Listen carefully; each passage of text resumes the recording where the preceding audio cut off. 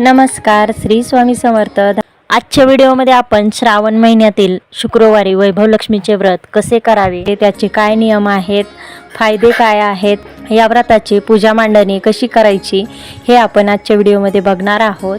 वैभव लक्ष्मी व्रत करणे धनसमृद्धी प्राप्त होण्यासाठी खूप लाभदायक असल्याचे सांगितले आहे. शुक्रवार देवी लक्ष्मीला समर्पित आहे. माता लक्ष्मी संपत्ती आणि समृद्धीची देवी आहे. शुक्रवारी पूजा केल्याने लक्ष्मी आणि शुक्राची कृपा प्राप्त होते. धार्मिक शास्त्रामध्ये लक्ष्मीच्या अनेक रूपांचे वर्णन केले आहे, जसे महालक्ष्मी, गजलक्ष्मी, वैभवलक्ष्मी इत्यादी. यामध्ये वैभवलक्ष्मी व्रत करणे धनसमृद्धी प्राप्त होण्यासाठी खूप लाभदायक असल्याचे सांगितले आहे. शुक्रवारी वैभवलक्ष्मी व्रत पाळल्यास घरात माता लक्ष्मीचा वास नेहमीच राहतो. वैभवलक्ष्मी व्रत पूर्ण विधीपूर्वक पाळणे आवश्यक आहे. वैभवलक्ष्मी व्रत कधी सुरू करावे? कोणत्याही महिन्यातील शुक्ल पक्षातील शुक्रवारी वैभवलक्ष्मी व्रत सुरू करणे शुभ मानले जाते. मात्र अधिक मास किंवा खरमासात हे व्रत सुरू करू नये. वैभवलक्ष्मी व्रत का करावे? वारंवार कार्यात बाधा येणे, शिक्षणात अडथळे येणे अशा अनेक समस्यांसाठी वैभवलक्ष्मी व्रत करण्याचा सल्ला देण्यात येतो.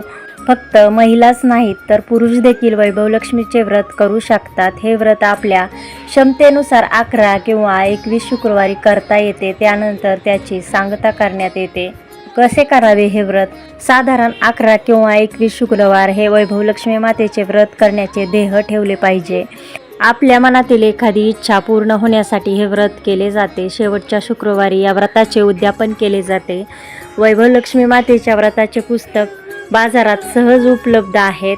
मराठी किंवा हिंदीमध्ये हे पुस्तक मिळते. बहुतांश महिला या पुस्तकाच्या आधारे व्रत करतात. पहिल्या शुक्रवारपासून पुढील 11 किंवा 21 शुक्रवार उपवास धरून हे व्रत करतात. देवी वैभवलक्ष्मीचे व्रत करण्यासाठी शुक्रवारी सकाळी लवकर उठून स्नान करायचं आहे. यानंतर स्वच्छ कपडे घालायचे आहेत. देवघर स्वच्छ करून दिवा लावायचा आहे आणि देवासमोर हात जोडून व्रत करायचं आहे. आणि दिवसभर कोणाचीही निंदा नालस्ती करायची नाही. या दिवशी दिवसभर लक्ष्मी मातेचा जप करायचा आहे. दर शुक्रवारी उपवास करणाऱ्यांनी एक वेळचे जेवण घेऊन सायंकाळी दिवे लागण्याच्या वेळी विधिवत पूजा मांडून या पुस्तकातील मंत्रोच्चार आणि मातेची महती सांगणारी एखादी गोष्ट वाचायची असते. ही पूजा मांडून आरती केल्यानंतरच जेवण करून उपवास सोडायचा असतो. असे निश्चित केलेले 11 किंवा 21 शुक्रवार झाल्यानंतर शेवटच्या शुक्रवारी व्रताचे उद्यापन केले जाते. वैभवलक्ष्मी व्रताच्या पूजेची मांडणी कशी करायची हे आपण बघूयात.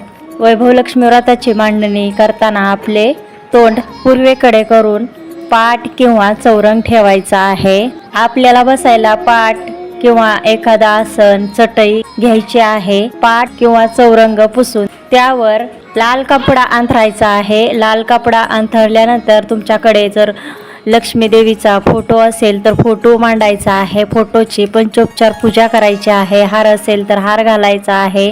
गंध, अक्षता, फुले व्हायची आहेत. फोटोची पंचोपचार पूजा केल्यानंतर आपल्याला सर्वात अगोदर दीप प्रज्वलन करायचं आहे. दिवा लावण्यापूर्वी आपल्याला थोड्याशा अक्षता मांडायच्या आहेत. अक्षतांवरती हळदी कुंकू व्हायचं आहे आणि त्याच्यावर नंतर दिवा ठेवायचा आहे. दिव्याची ही पूजा करायची आहे. हळद, कुंकू, फूल व्हायचं आहे आणि त्यानंतर दिवा प्रज्वलित करून घ्यायचा आहे.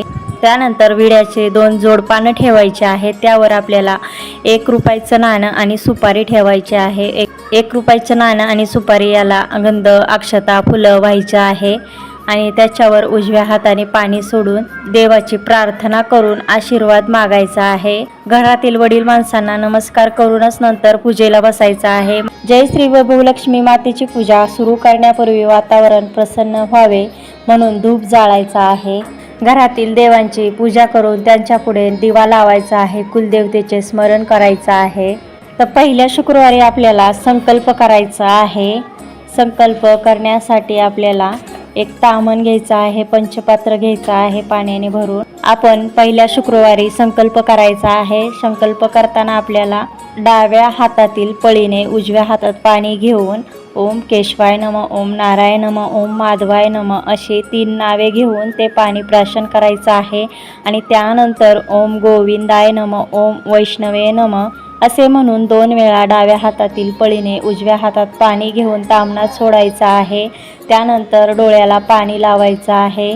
कुंकू लावून लाल केलेले तांदूळ म्हणजेच अक्षता हातात घेऊन हात जोडायचा आहे. कुलदैवतेचे आणि वैभव लक्ष्मीचे स्मरण करून आपण कार्यसिद्धीसाठी या असे म्हणून हातातील अक्षतांवर पाणी सोडून त्या अक्षता ताम्हणात सोडायच्या आहेत. यानंतर एका ताम्हणामध्ये आपल्याला गणपतीची मूर्ती घ्यायची आहे. गणपतीची मूर्ती नसेल तर प्रतीक म्हणून सुपारी घ्यायची आहे. गणपतीच्या मूर्तीला आपल्याला सुरुवातीला पाण्याने स्नान घालायचं आहे. गणपतीच्या मूर्तीला त्यानंतर पंचामृताने स्नान घालायचं आहे. त्यानंतर परत पाण्याने स्नान घालायचं आहे. गणपतीची मूर्तीला परत आपल्याला स्वच्छ रुमालाने स्वच्छ पुसून घ्यायची आहे आणि 2 विड्याची पानं ठेवायची आहेत. त्या पानावर थोड्याशा अक्षता ठेवायच्या आहेत. अक्षतांवर हळदी कुंकू व्हायचं आहे आणि त्यावर नंतर गणपती बाप्पांची मूर्ती ठेवायची आहे. गणपतीची ही पूजा करून घ्यायची आहे. गंध, अक्षता, फुलं व्हायचं आहे. धूपदीप दाखवायचा आहे. यानंतर लक्ष्मी देवीच्या फोटोसमोर आपल्याला थोड्याशा अक्षता ठेवायच्या आहेत. अक्षतांचा अष्टदल कमल काढायचा आहे. याच्यावर आपल्याला पाण्याने भरून कलश ठेवायचा आहे. कलशाच्या 8 दिशांना खालून वर अशा ओल्या कुंकवाने रेषा ओढून घ्यायच्या आहेत आणि त्यानंतर कलशामध्ये 1 रुपयाचं नाणं, सुपारी, अक्षता, हळद कुंकू आणि फूल टाकायचं आहे. दुर्वा टाकायच्या आहेत. त्यानंतर एका प्लेटमध्ये किंवा वाटीमध्ये तांदूळ घ्यायचे आहेत. त्याच्यावर आपल्याला हळद कुंकू व्हायचं आहे आणि त्याच्यावर आपल्याला 1 रुपयाचं नाणं असेल तर नाणं ठेवायचं आहे. तुमच्याकडे सोनं, चांदी कोणतीही एक वस्तू असेल तर ती ठेवायची आहे. आता माझ्याकडे लक्ष्मी देवीची मूर्ती आहे, त्याच्यामुळे मी आता लक्ष्मी देवीच्या मूर्तीला अभिषेक करून घेणार आहे.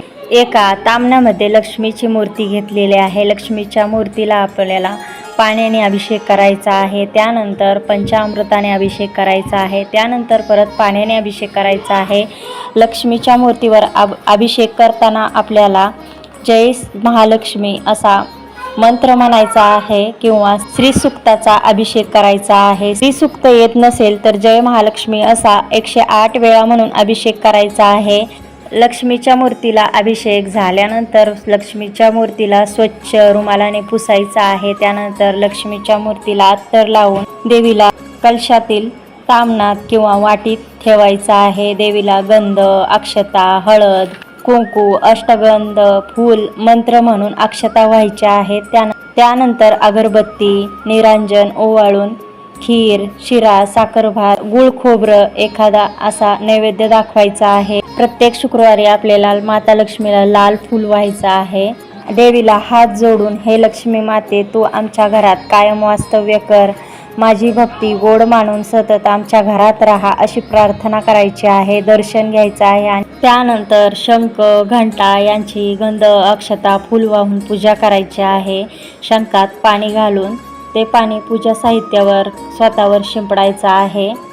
यानंतर विड्याची 2 पानं ठेवायची आहेत. त्याच्यावर थोड्याशा अक्षता ठेवायच्या आहेत. अक्षतांवर हळदी कुंकू टाकायचं आहे आणि त्याच्यावर आपल्याला श्रीयंत्राची स्थापना करायची आहे. तुमच्याकडे पंचधातूचं श्रीयंत्र असेल तर ते ठेवायचं आहे किंवा तांब्याचं श्रीयंत्र ठेवायचं आहे. श्रीयंत्राची ही पूजा करायची आहे. धूप दीप दाखवायचा आहे. हळद कुंकू, फूल, अक्षता व्हायचे आहेत. फळे असतील तर फळे ठेवायचे आहेत.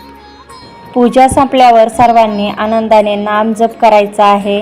तर अशा प्रकारे 11-21 शुक्रवारी हे व्रत करायचं आहे. त्यानंतर वैभव लक्ष्मी मातेच्या व्रताच्या पुस्तकाची पूजा करायची आहे. हळद कुंकू, फूल, अक्षता व्हायचं आहे. उद्यापनाच्या दिवशी 1 नारळ ठेवायचा आहे. नारळाला हळद कुंकू लावायचा आहे. गंध, अक्षता, फूल व्हायचं आहे. वैभव लक्ष्मीच्या व्रताची कहाणी वाचण्यापूर्वी श्रीयंत्राला वंदन असो असं म्हणून त्याला वंदन करायचं आहे. त्यानंतर पुस्तकात दिलेल्या लक्ष्मी मातेच्या 8 स्वरूपाच्या फोटोंना वंदन करून आशीर्वाद घ्यायचा आहे. धनलक्ष्मी अथवा वैभव लक्ष्मी स्वरूप, श्री गजलक्ष्मी माता स्वरूप, श्री आदिलक्ष्मी माता, श्री विजयालक्ष्मी माता, श्री ऐश्वर्यलक्ष्मी माता, श्री वीरलक्ष्मी माता, श्री धान्यलक्ष्मी माता, श्री संतान लक्ष्मी माता यांच्या फोटोला हळद कुंकू लावून वंदन करायचं आहे. यानंतर लक्ष्मी स्तवनाचा पाठ करायचा आहे आणि त्यानंतर कहाणी वाचायची आहे. कहाणी वाचून झाल्यानंतर महालक्ष्मी अष्टक 3 किंवा 1 वेळा वाचायचा आहे. त्यानंतर लक्ष्मी गायत्री मंत्र 11-21 वेळा म्हणायचं आहे आणि त्यानंतर परत प्रार्थना म्हणायची आहे आणि त्यानंतर लक्ष्मी कवच वाचायचं आहे. ज्यांना संतान प्राप्तीसाठी हे व्रत करत आहेत त्यांनी महालक्ष्मी स्तोत्रम वाचायचं आहे आणि हे वाचून झाल्यानंतर आरती करायची आहे आणि आरती झाल्यानंतर लक्ष्मी महिमा वाचायचा आहे. त्यानंतर आपण घरात जो स्वयंपाक बनवणार आहात त्याचा नैवेद्य दाखवायचा आहे. तर अशा प्रकारे 11-21 शुक्रवारी हे व्रत करायचं आहे. 11व्या किंवा 21व्या शुक्रवारी उद्यापन करायचं आहे. वैभव लक्ष्मी व्रताचे उद्यापन कसे करावे यामध्ये नेहमीप्रमाणे पूजा मांडून मंत्रोच्चार कथा सांगितली जाते. तसं 7 किंवा 11 महिला किंवा कुमारिकांना गोडाचे नैवेद्य, फळं आणि वैभव लक्ष्मी मातेची पुस्तिका देऊन या व्रताचे उद्यापन केले जाते. उपवासाच्या दिवशी आपल्या प्रकृतीनुसार आहार घ्यावा. आपण उपाशीच राहिले पाहिजे अथवा फराळाचेच खायला हवे असा अट्टहास नसावा. या व्रतातील उपवास कसे करावे याची माहिती पुस्तकात दिली आहे. साधारण 11 शुक्रवारांचे व्रत 3 महिन्यात पूर्ण होते. पहिल्या शुक्रवारी आपण जी पूजा मांडणी करणार आहोत त्याचं विसर्जन कसं करायचं आहे. दुसऱ्या दिवशी देवावरील निर्माल्य नदी, तलाव, झरा, विहीर अशा ठिकाणी विसर्जन करायचं आहे. देवीला देवघरात ठेवायचं आहे. सुपारी, फळं, दक्षिणा याचं दान करायचं आहे. त्यानंतरच्या दुसऱ्या शुक्रवारपासून साधी पूजा करून कहाणी वाचून आरती म्हटली तरी चालेल, परंतु उद्यापनाच्या दिवशी अशीच संपूर्ण पूजा करायची आहे. उद्यापन हे एकाच शुक्रवारी असते. उद्यापनाच्या दिवशी सुवासिनींना जय श्री वैभवलक्ष्मी मातेच्या संपूर्ण व्रताची पुस्तिका भेट द्यावीत. स्वच्छ आणि निर्मळ मनाने श्रद्धायुक्त अंतकरणाने पूजा केल्यास जय श्री वैभवलक्ष्मी माता लवकर प्रसन्न होते. वैभवलक्ष्मी व्रताचे नियम काय आहेत हे जाणून घेऊया. सौभाग्यवती स्त्रियांनी हे व्रत केल्यास त्याचे उत्तम फळ मिळते. घरात सौभाग्यवती स्त्री नसेल तर कोणतीही स्त्री किंवा कुमारिका हे व्रत करू शकते. स्त्रीऐवजी पुरुषाने जर हे व्रत केले तर त्याचे उत्तम फळ अवश्य मिळते. हे व्रत श्रद्धेने आणि पवित्र भावनेने करायचे असते. ते मनात नसेल तर किंवा कंटाळून हे व्रत करू नये. व्रत करण्याकरिता 11 किंवा 21 शुक्रवार नक्की करावेत आणि या पुस्तकात सांगितल्याप्रमाणे शास्त्रोक्त विधीपूर्वक व्रत करावे.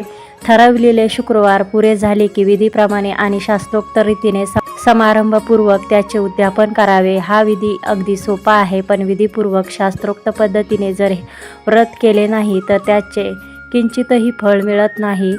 एकदा व्रत पूर्ण झाले की पुन्हा त्याचा संकल्प करून पुन्हा ते व्रत करू शकतात. लक्ष्मी मातेचे अनेक स्वरूपे आहेत. तसेच लक्ष्मी मातेला श्रीयंत्र अतिशय प्रिय आहे. त्यातील धनलक्ष्मी स्वरूप हे वैभवलक्ष्मीचं आहे. व्रत करताना या पुस्तकात दिलेल्या लक्ष्मी मातेच्या प्रत्येक स्वरूपाला वंदन करायचं आहे आणि श्रीयंत्रालाही वंदन करायचं आहे, तरच त्याचे फळ मिळते. व्रताच्या दिवसात सकाळपासूनच जय लक्ष्मी माता असा जप मनातल्या मनात जितक्या वेळा करता येईल तितक्या वेळा करावा. एखाद्या शुक्रवारी बाहेर किंवा प्रवासाला जावे लागले तर तो शुक्रवार सोडून पुढच्या शुक्रवाराला व्रत करावे, पण व्रत स्वतःच्या घरीच करावे. एकूण जितक्या शुक्रवाराचा संकल्प केला तितके व्रताचे शुक्रवार पूर्ण करावेत. घरात सोने नसेल तर चांदीची वस्तू पूजेला ठेवावीत. तीही नसेल तर 1 रुपयाचं नाणं ठेवावे. व्रत पुरे झाल्यावर 7 सुवासिनींना किंवा कुमारिकांना 11, 21, 51, 101 वैभवलक्ष्मी व्रताचे शास्त्रोक्त विधी सांगणारे पुस्तक भेट म्हणून द्यावे. जितक्या अधिक पुस्तकांची भेट द्याल तितके अधिक लक्ष्मी मातेची तुमच्यावर कृपा होईल. व्रताच्या दिवशी एकादशी आली किंवा एखादा उपवास आला तर एक टाइम फराळ करून हे व्रत करावे. व्रताच्या शुक्रवारी मासिक पाळीची अडचण असेल किंवा सुतक असेल तर तो शुक्रवार सोडून द्यावा आणि नंतरचा शुक्रवार धरावा. पण जितक्या शुक्रवारांचा संकल्प केला असेल तेवढे शुक्रवार पुरे करावेत. व्रताची सुरुवात करताना लक्ष्मी स्तवनाचा पाठ एकदा म्हणावा. व्रताच्या दिवशी शक्य झाल्यास उपवास करावा आणि संध्याकाळी व्रताचा विधी झाल्यावर मातेचा प्रसाद घेऊन शुक्रवार करावा. उपवास करायचा नसेल तर फलाहार घ्यावा किंवा 1 वेळ जेवण करून शुक्रवार करावा. जर व्रतधारी अशक्त असेल तर 2 वेळा जेवण घ्यावे. सर्वात महत्त्वाची गोष्ट ही आहे की व्रतधारकांनी लक्ष्मी मातावर पूर्ण श्रद्धा आणि भावना ठेवावी आणि माझी मनोकामना माताजी पूर्ण करील असा दृढ संकल्प करावा. तर आजच्या व्हिडिओमध्ये आपण वैभव लक्ष्मी व्रताची संपूर्ण माहिती घेतलेली आहे. वैभव लक्ष्मी व्रताची पूजा कशी करायची, मांडणी कशी करायची, त्यानंतर उपवास कसा करायचा, उद्यापन कसं करायचं, विसर्जन कसं करायचं याबद्दल संपूर्ण माहिती घेतलेली आहे. हा व्हिडिओ आवडला असेल तर लाईक, शेअर, सबस्क्राईब करायला विसरू नका. चॅनलवर जर नवीन असाल तर सबस्क्राईब करा. धन्यवाद. श्री स्वामी समर्थ.